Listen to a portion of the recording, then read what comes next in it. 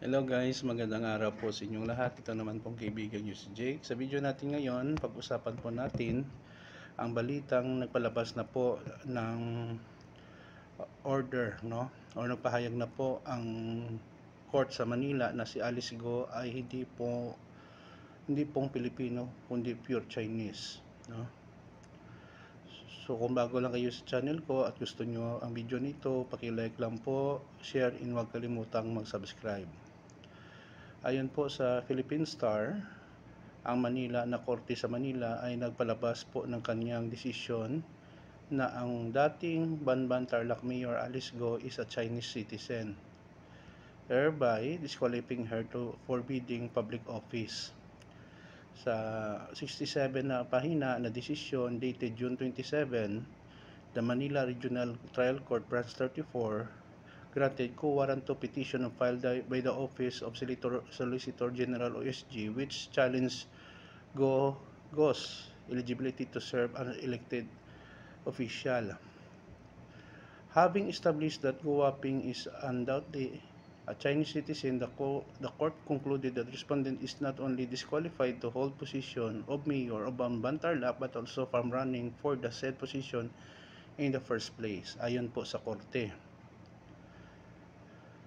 So, ang mangyayari dito, guys, no, hindi na talaga siya makapagtakbo, no, sa pagka-mayor sa mga future na halalan sa Banban, at mawala po ang kanyang record sa Banban bilang na-serve bilang mayor. Okay? By granting the petition, the court not only disqualified Alice Go from holding the position of Banban Mayor but also declared that she was never eligible to run for office in the first place. After having conclusively established that Alice Lialgo is also Go Waping, a Chinese national, she is certainly disqualified to run any government position, the court's ruling read. Her disqualifications retroacts from the time she filed her candidacy or certificate of candidacy for mayor. As such, she should not been allowed in the first place to run for that position.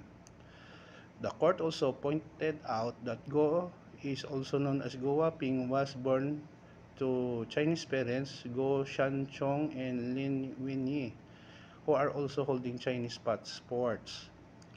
The ruling further clarified that either Go's Philippine passport nor her birth certificate serves as conclusive proof of her citizenship.